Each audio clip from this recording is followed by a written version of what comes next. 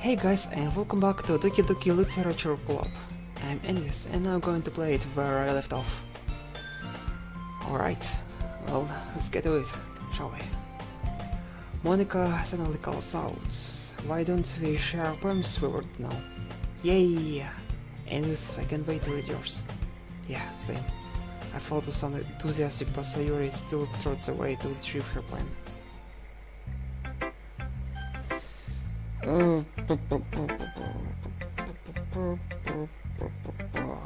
Sayuri, that is... Sorry. Oh my goodness. This is so good, Envyous. Yeah, I love it. Especially after yesterday's poem.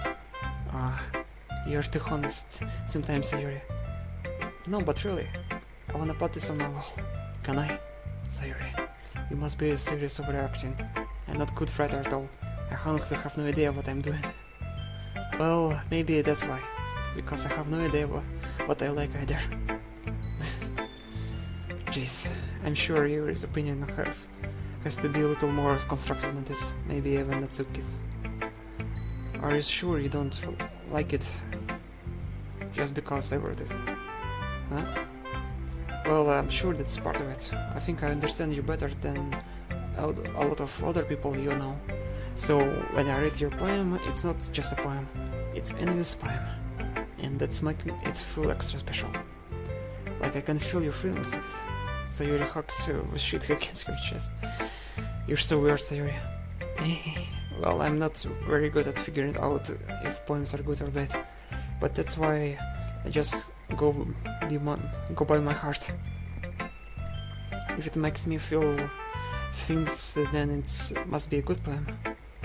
I'm not sure that's exactly how it works. Then again, I guess conveying feelings is a pretty important part of all thing. Yeah, maybe. Honestly, I don't even know what kind of writing you like in the first place. Yeah, me neither.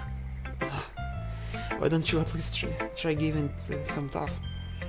We want to write something for me. That's so sweet. Yeah, right. But you're always thinking about other people. You need to think about yourself once in a while, and if you don't, you might end up eating heart at some point. Eh? Well, I don't really know what you mean, but I'll try to keep it in mind. Well, whatever. Anyway, let's see. I guess I like happy poems. Wait, sometimes I like sad poems too. Sometimes a little bit of both. There's a word for that, right? What's the word I'm looking for? Bittersweet. Yeah. I like things that are happy, things that are sad. Happy and sad. I can see you liking something sad here, Sayuri. Well, I like happy the most. But sometimes when you have a little rain cloud in your head, a sad poem can help you give a rain cloud a little hug. What? And make nice happy rainbows. Sayuri, that's unexpectedly poetic. Yeah, it is. Maybe I'm getting better at expressing my feelings after all. Thanks, Envyous. I shall go writing that down then. You can read my poem now, okay? Oh, no. No! So much to read. Okay. Bottles. I pop off my scalp like the lid of cookie jar. It's a secret place where I keep all my dreams. Little balls of sunshine, all rubbing together like a bundle of kittens. I reach inside my thumb and forefinger and pluck one out. It's warm and tingly, but there's no time to waste. I put it in a bottle to keep it safe, and I put the bottle in a shelf with all the other bottles. Happy thoughts, happy thoughts, happy thoughts in a bottle all in a row. My collection makes me lots of friends. Each bottle starlights to make amends. Sometimes my friends feel a certain way, don't some comes a bottle to save the day. Night after night, more dreams, friends after friends, more bottles. Deeper and deeper my fingers go, like exploring dark cave, discovering the secrets hiding in a box, and nooks and crannies, digging and digging, scraping and scraping. I blow through dust off my bottle cups. It doesn't feel like time elapsed. My empty shelf could use some more. My friends looked through my locked front door, Finally, all done, I open up, and in come my friends. In they come in such hurry. Do they want my bottle that much? I frankly pull them from a shelf on one after other, holding them out to each other, every friend. Each and every bottle, but every time I let one go, it shatters against vitality between my feet. Happy thoughts, happy thoughts, happy thoughts in the shards all over the floor. They were supposed to be for my friends who aren't smiling. They are all shouting, pleading sometimes, but all I hear is echo, echo, echo, echo inside my head. Hey. Holy crap! Sayori, did you really write this? Of course I did. Didn't I tell you yesterday I was gonna write the best poem ever? Yeah, but I mean, I didn't expect something like this coming from you. Monica taught me a lot, and I've been really in touch with my feelings recently. I see that. It's almost kind of creepy. Creepy? Well, not exactly. Maybe because I'm so used to you being so cheerful. Well, never mind. I'm thinking too hard about this. The point is, it came out good, so you should be proud of it. Ah, thanks. I feel like it. I feel like I was meant to express myself this way. It even helps me understand my own feelings a little bit better. Writing is like magic. You've gotten you're pretty passionate about this, huh? I hope you keep it up. Yeah, writing the best. I'm going to keep writing until I die. Don't get ahead of yourself. Sayori's always had a habit of getting obsessed with something before dropping it no more than a week later. I wonder if this is one of those times, but seeing this passion in her eyes makes it hard for me to be pessimistic. That's okay. Well, it's not terrible, but it's pretty disappointing after the last one. Then again, if it's one of us as good as your last one, I will be completely pissed. Well, I guess I wanted to try something a little different this time. Fair enough, you're still new to this, so I won't expect you to find your style right away. Come to think of it, this kind of reminds me of Sayori's poem from yesterday. Yeah, you think so? Yeah, well, I guess if you've been friends with her for so long, you might be on the same wavelength. But you never really struck me as higher type. Sayori has a type all of a sudden. Well, I don't know, but honestly, how can someone or Fluffy spend so much time with someone like you? It's like she's dragging around a dead weight. That's a little unnecessary. But think of it this way, if it weren't for me, she would probably just fly away like letting go of a balloon. You could say we each take care of each other in our own way. Whatever it is, I don't get it. Oh yeah, I guess I'm supposed to show you my poem here.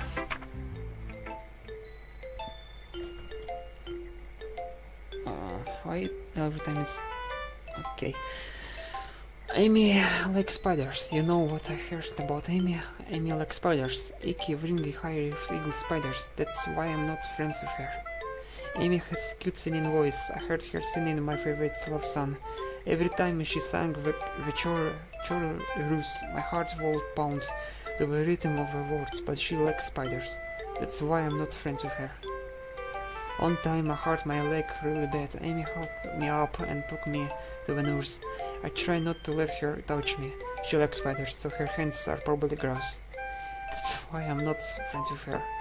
Amy has a lot of friends. Always see her talking to people. She probably talks about spiders. What if her friends start to like spiders too? That's why I'm not friends with her. It doesn't matter if she has other hobbies. If she keeps it private, if she doesn't hurt anyone. It grows, she would. The world is better off without spiders lovers. I'm gonna tell everyone. Not bad, right? It's quite a longer than yesterday. Yesterday was too short. I was just warm up. I hope you didn't think that I was the best I could. No, of course not. Anyway, a message is pretty straightforward in this poem. I doubt I have to explain it. Sometimes you can explain complicated issues with much simple analogies, and it helps people realize how stupid they are being. Like anyone will agree that the subject of this poem is ignorant jerk. Do you know people like that? Of course, it's about how everyone thinks that doesn't matter. It can be about anything. I wrote it to be easy to relate to. Everyone has kind of a weird hobby or guilty pleasure. Something that you're afraid of. If people find out, they make fun of you or you think less of you. But that makes people stupid. Who cares what someone likes as long as they are not hurting anyone and it makes them happy? I think people really need to learn respect others for liking weird things. Well, you're definitely right. At least I can relate to that. I am sure a lot of people can do that too. It's what I do best after all. I don't like writing unless there's good message to take away from it. Like conveying emotions is important, but I want to make people think it's not just feel. Remember that. I'm going to write a good one tomorrow too, so look forward to it.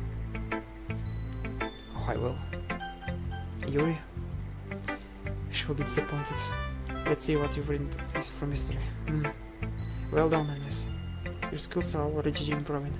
Really? Thanks, Yuri. Coming from you, that means a lot. Eh? It's nothing. I'm just happy to help inspire fellow writers. I know your name for this, so don't worry so much if it seems like you can get your poem to feel perfect. So don't need to be afraid to be a little more daring. Metaphors can go a long way. Don't feel like you need to work your brain like turning a bunch of figures. That's, my friends, the sound of finished episode rendering. I can show you. Wait. Oh. So episode 4 episode 4 is ready. Yeah, I've been rendering stuff on backgrounds. Okay, let's back. Try letting your mind wander through your feelings and write down the things you see and hear. That's one way to truly enable your readers to see into your mind. It's a very intimate exercise, I see. It's certainly an interesting technique. Thank you for sharing. I have an example of that if you'd like to read, of course. This is a poem you wrote for today. Yuri notes and timidly hands me a poem.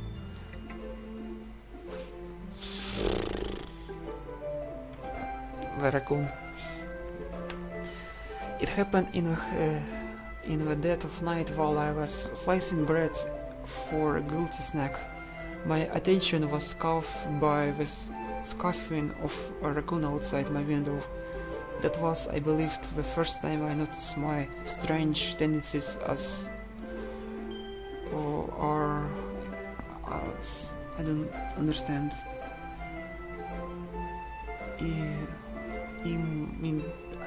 Humor. Something. I give raccoon a piece of bread, my subconscious well aware of consequences, well aware that raccoon that is fed will always come back for more.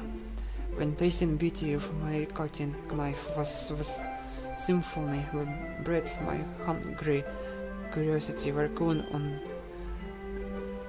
or I don't understand this. Is or on verge? On verge? The moon inseminates its face and reflects that much more lightly off of my cutting knife. There is some light that glitters in the eyes of raccoon friend. I slice bread fresh and soft, the raccoon becomes excited. Or perhaps I am merely projecting my emotions onto a newly satisfied animal. The raccoon has taken to following me. You could say that we're getting quite used to each other. The raccoon become hungry more and more frequently, so my bread is always handy. Every time I hand Anytime I brandish my cutting knife, the raccoon shows me its excitement. A rush of blood, classic Pavlovian conditioning. I slice the breads and I feel myself again. I was a little more daring with this one than yesterday. I can see that. It's a lot of more metaphorical. I don't know if it's I don't know if it's my fault, but I can begin to imagine what this poem is about. That's right. It's a bit closer to my preferred writing style. Using poem as canvas to express vivid imaginary, convey emotions through them. Yeah, if I take it at face value, then I can't even figure out what it's supposed to mean. Well, I think something that different people can relate to in their own way. I want to express the feeling if a way that it feels for me to indulge in more unusual hobbies. It's those sorts of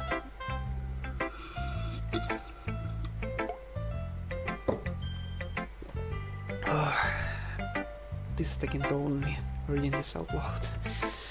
Okay. Thank you, car outside. Yeah, scrappy more. It's those sorts of things I'm usually forced to keep to myself. So I sometimes enjoy writing out them.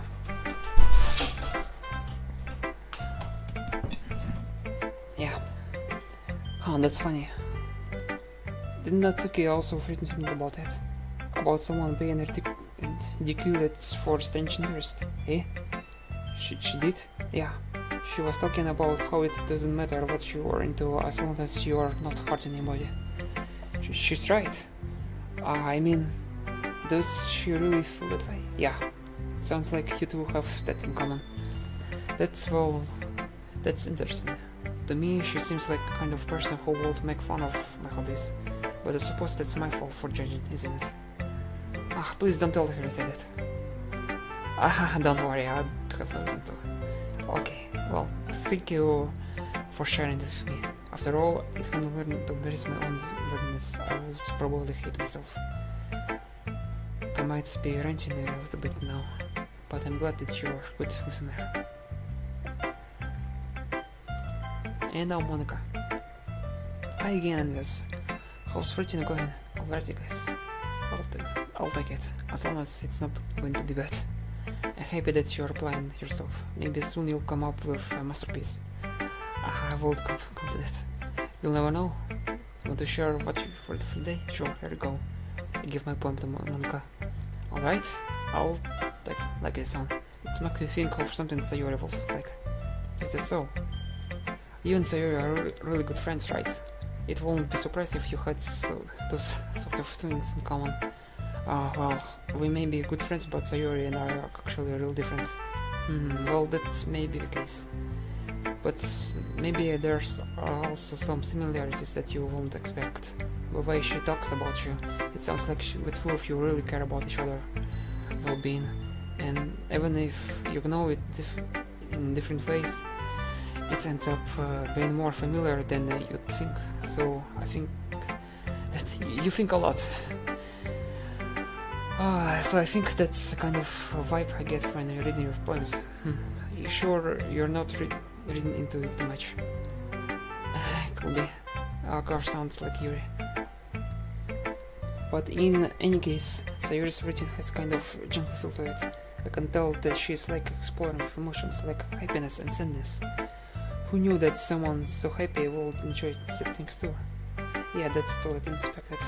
Well, to each of their own, and you shouldn't be afraid for experience a little bit either. But anyway, you want to read my poem now?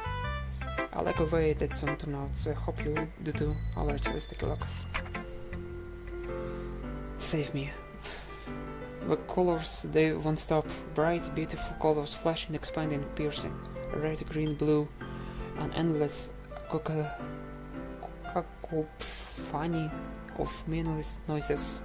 The noise, it won't stop. The violent grating waveforms, squeaking, screaming, piercing, sighing, caution tangled like playing a chalkboard on turntable, like playing vinyl pizza crust, an endless poem of meaningless.